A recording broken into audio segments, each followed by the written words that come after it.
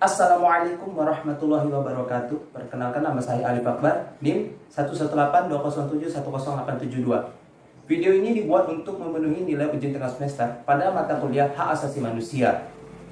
Di video kali ini, saya akan menjelaskan tentang sejarah perkembangan hak asasi manusia yang ada di dunia, yang dibagi menjadi beberapa pokok pembahasan. Yang pertama ialah sejarah perkembangan hak asasi manusia yang ada di Inggris, kemudian di Amerika, Perancis, dan juga yang terakhir ada di PBB. Lantas, bagaimana perkembangan hak asasi manusia yang ada di dunia? Berikut adalah penjelasannya. Sebelumnya saya minta maaf kalau misalnya saya nanti ada melihat ke arah bawah, itu karena saya sedang melihat referensi. Dan juga karena takut ada salah penyebutan di dalam video ini.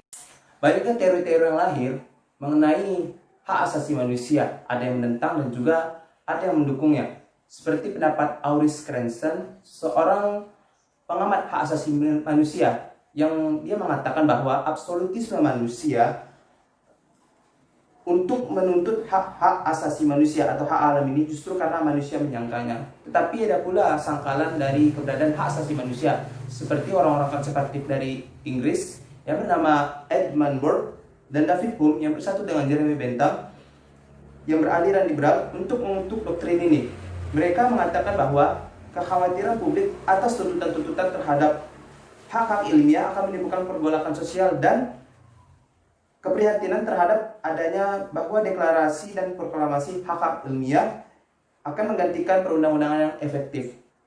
David Burke dalam karyanya yang berjudul Reflection on the Revolution in France membantah bahwa rights of man dapat diturunkan darinya, dan dia juga mengkritik para penyusun dari Declaration of Rights of Man and Citizens yang memproklamasikan fiksi yang menakutkan mengenai persamaan manusia, yang menurutnya hanya berfungsi mengilhami ide-ide yang tidak benar dan harapan yang sia-sia kepada manusia yang telah ditakdirkan untuk kehidupan yang tidak jelas dan susah payah. Jeremy Bentham adalah salah satu pendiri dari utilitarianisme, seorang yang tidak percaya mengajukan argumennya, yaitu hak adalah anak hukum-hukum imajiner. Maka hak alamiah ini adalah omong kosong semata, omong kosong di atas jangkauan dan omong kosong retorik. David Hume setuju dengan pendapat dari Jeremy Bentham ini, yang mana ia mengatakan bahwa hak alamiah itu disebut sebagai fenomena metafisik belaka. Teori tadi itu sangat menyesatkan, karena teori itu menganggap bahwa manusia itu tidak berarti apa-apa, sehingga paham seperti inilah yang menimbulkan negara totaliter dan juga diktator. Karena teori itu menganggap bahwa manusia itu hanya dipandang sebagai objek dan tidak mempunyai arti apa-apa. Namun, ada juga pemikiran-pemikiran lain yang setuju atas eksistensi dari filsuf-filsuf yang beraliran liberalisme seperti John Locke, Hobbes, Montesquieu, dan juga Rousseau. Walaupun mereka mempunyai penafsiran berbeda mengenai hak alamiah itu. Seperti yang dikemukakan oleh John Locke, yang merumuskan dengan lebih jelas mengenai hak-hak alam, yaitu yang pertama adalah hak atas hidup, kebebasan dan milik, dan juga pemikiran bahwa penguasa harus mesti memerintah atas persetujuan rakyat. Kemudian Montesquieu yang lebih menekankan kepada pembagian kekuasaan untuk melindungi hak-hak sipil, yang teori ini nanti dikenal dengan nama Trias Politica. Abad ke-17 dan 18, perumusan terhadap hak-hak tersebut sangat besar dipengaruhi oleh ide ataupun pemikiran tentang hukum alam, dan juga pemikiran telah dicoba oleh John Locke. Waktu itu Rousseau terlihat hanya sebatas pada hak-hak yang bersifat politis seperti persamaan hak atas, terus kemudian hak atas kebebasan dan lain-lain. Pada saat itu juga John Locke telah membuat pemisahan kekuasaan, yaitu yang pertama kekuasaan legislatif, kekuasaan eksekutif, dan juga kekuasaan federatif. Sedangkan pembagian kekuasaan yang dikemukakan oleh Montesquieu itu ialah kekuasaan legislatif, kekuasaan eksekutif, dan juga kekuasaan yudikatif. Amerika pada masa pemerintahan Franklin D. Roosevelt telah berhasil merumuskan hak-hak yang dikenal dengan istilah The Four Freedoms, yang isinya yaitu yang pertama kebebasan untuk berbicara berpendapat, yang kedua kebebasan beragama, yang ketiga kebebasan dari ketakutan dan kebebasan dari kemelaratan. Nah, lantas apa sajakah tadi perkembangan hak asasi manusia yang ada di 4 pokok pembahasan itu? Berikut adalah penjelasannya. Yang pertama ialah sejarah perkembangan hak asasi manusia di Inggris. Inggris disebut sebagai negara pertama yang memperjuangkan hak asasi manusia. Tonggak kemenangan dari hak asasi manusia itu terjadi di Inggris. Terlihat dari adanya dokumen-dokumen yang telah disusun dan telah disahkan, yaitu dokumen-dokumennya itu berupa, yang pertama ialah Magna Carta. Magna Carta itu sendiri pada tahun 1215 yang telah ditandatangani oleh Raja John Lackland. Orang mencatat peristiwa itu sebagai permulaan dari sejarah perlindungan terhadap hak asasi manusia yang seperti dikenal sekarang ini. Tapi Magna Carta itu sebenarnya bukan perlindungan terhadap kebebasan warga Inggris, tetapi Magna Carta itu lebih mengkompromikan pembagian kekuasaan antara Raja John tadi dengan para bangsawannya. Magna Carta itu sendiri hanya melindungi kaum-kaum yang freeman, sedangkan yang kaum budak tidak diatur di dalamnya. Akan tetapi, jika dilihat dari segi perjuangan hak asasi manusia, Magna Carta tidak menurut orang Eropa itu diakui sebagai yang pertama dalam sejarah perjuangan hak asasi manusia yang dikenal sampai sekarang. Yang kedua ialah Petition of Rights. Pada dasarnya, petisinya berisi tentang pertanyaan-pertanyaan mengenai hak-hak rakyat beserta jaminannya. Petisi ini juga diajukan oleh para bangsawan kepada raja di parlemen pada tahun 1628. Dan petisi ini mengacu pada pembentukan parlemen pada tahun 1295 di bawah pimpinan Edward I. Pada waktu ketentuan hukum untuk menentukan bahwa tidak ada pungutan pajak dapat dikenakan oleh raja tanpa ada niat baik dan persetujuan dari kedua majelis parlemen. Di bawah kekuasaan Edward III, reformasi selanjutnya dilakukan untuk mengakhiri pelaksanaan pinjaman kepada raja. Yang ketiga ialah Habeas Corpus Act. Habeas Corpus Act itu adalah undang-undang yang dibuat mengatur tentang penahanan seseorang yang dibuat pada tahun 1679. Piagam itu lahir pada masa pemerintahan Raja Charles II yang memuat jaminan seseorang untuk tidak ditangkap dan juga ditahan semena-mena kecuali ada peraturan yang berlaku. Kemudian yang terakhir adalah Bill of Rights. Bill of Rights itu merupakan undang-undang yang dicetuskan di Inggris pada tahun 1689 dan diterima di parlemennya, yang isinya memperjuangkan kebebasan dan hak-hak individu. Pada tahun yang sama, barulah muncul ketentuan-ketentuan untuk melindungi hak asasi manusia dan kebebasan individu. Kemudian, yang kedua ialah perkembangan hak asasi manusia di Amerika. Pemikiran filsuf John Locke mengenai hak alam, yaitu hak hidup, kebebasan dan milik, telah mengilhami dan juga sebagai pegangan bagi Amerika untuk membebaskan diri dari penguasaan Inggris pada tahun 1776. Pemikiran John Locke mengenai hak-hak dasar itu terlihat jelas pada Deklarasi Kemerdekaan Amerika Serikat yang dikenal dengan nama Declaration of the Independence of the United States, yang dideklarasikan pada tanggal 4 Juli tahun 1776. Yang isinya itu adalah bahwa semua bangsa itu diciptakan sama derajat oleh Maha Pencipta. Semua manusia itu dianugerahi oleh penciptanya itu hak hidup, kemerdekaan dan kebebasan untuk menikmati kebahagiaan.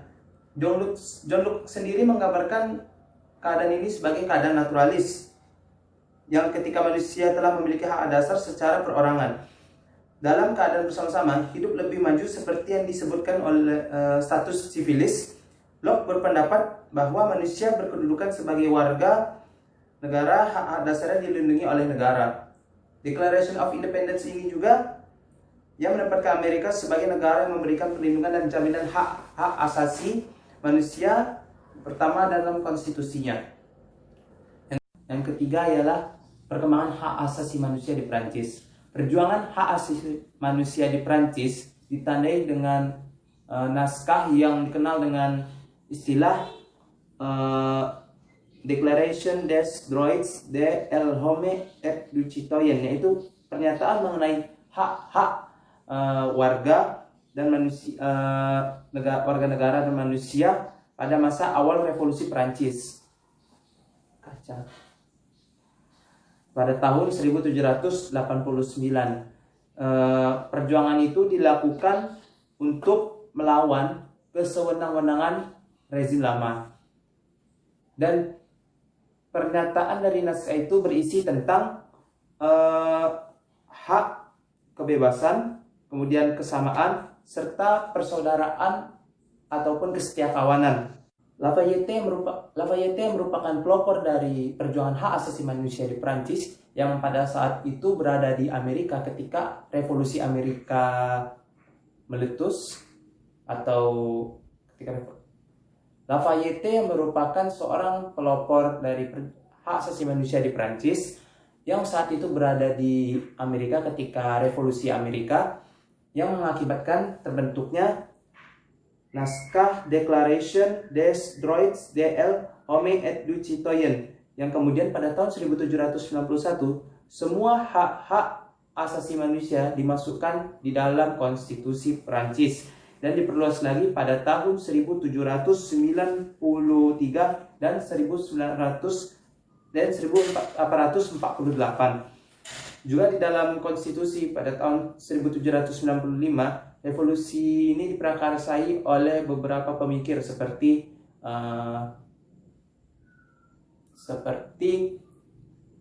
Rousseau, Voltaire, dan juga Montesquieu. Yang keempat ialah perkembangan hak asasi manusia di PBB. Setelah Perang Dunia Kedua berakhir pada tahun 1946, disusunlah rancangan piagam yang memuat hak-hak asasi manusia yang dibentuk oleh Organisasi Kerjasama untuk Bidang Sosial Ekonomi Budaya PBB, dan juga PBB membentuk Komisi Hak Asasi Manusia yang sidangnya dipimpin langsung oleh Nyonya Eleanor Roosevelt pada tahun 1947. Yang 2 tahun kemudian, pada tahun 1948 tanggal 10 Desember, Sidang Umum PBB menerima baik kerja panitia tersebut, yang mana pernyataannya itu dikenal dengan nama Universal Declaration of Human Rights atau Pernyataan Sedunia tentang Hak Asasi Manusia yang terdiri dari 30 pasal, 174 dari 58 negara yang terwakili dalam sidang tersebut, 48 negara yang menyatakan persetujuannya, kemudian 8 negara abstain, sedangkan 2 negara lainnya absen. Di dalam deklarasi tersebut, adanya keselarasan antara konsep hak asasi manusia yang tercakup secara utuh seperti hak ekonomi, sosial budaya, dan juga hak sosial politik. Di dalam ketentuan-ketentuan dari Declaration of Human Rights tadi, itu terdiri dari yang pertama fundamental human rights dan juga fundamental freedoms, yang mana fundamental human rights ini seperti hak-hak hidup, hak kebebasan, dan juga hak keamanan pribadi. Sedangkan untuk fundamental freedoms itu seperti hak untuk berpikir, kebebasan beragama, dan juga hak untuk aman dari rasa ketakutan dan kesengsaraan. Declaration of Human Rights ini ditindaklanjuti oleh PBB dengan adanya 2 konvenan dan 1 protokol yang seluruhnya dinamakan dengan istilah International Bill of Human Rights. Apa saja 2 konvenan dan 1 protokol itu? 2 konvenan itu adalah yang pertama Universal Declaration of Human Rights, dan yang kedua ialah International Covenant on Economic, Social, and Cultural Rights. Sedangkan 1 protokol yang lainnya itu adalah International Covenant on Civil and Political Rights, Optional Protocol for the Covenant on Civil and Political Rights. Nah, 2 konvenan dan 1 protokol tadi diterima pada tanggal 16 Desember tahun 1966 oleh Sidang Umum PBB, diberi kesempatan untuk meratifikasinya. Tetapi adanya deklarasi hak-hak asasi manusia itu sendiri belum juga mampu menyelesaikan penghisapan manusia dari manusia itu sendiri.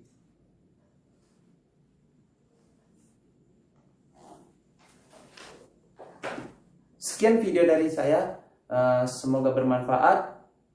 Apabila ada kesalahan dan kekurangan dalam pengucapan video ini, nah sekian videonya. Jika ada kesalahan dan kekurangan dalam video ini, mohon dimaafkan. Dan juga jika ada kekurangan dalam penyajian atau editan dari video ini, itu karena keterbatasan dari spesifikasi. Saya akhiri. Assalamualaikum warahmatullahi wabarakatuh. Oh ya, jangan lupa untuk di komen, like, dan subscribe video ini. Komen jika kalian pengen mengetahui mengenai hak asasi manusia lebih dalam lagi. Terima kasih. Bye.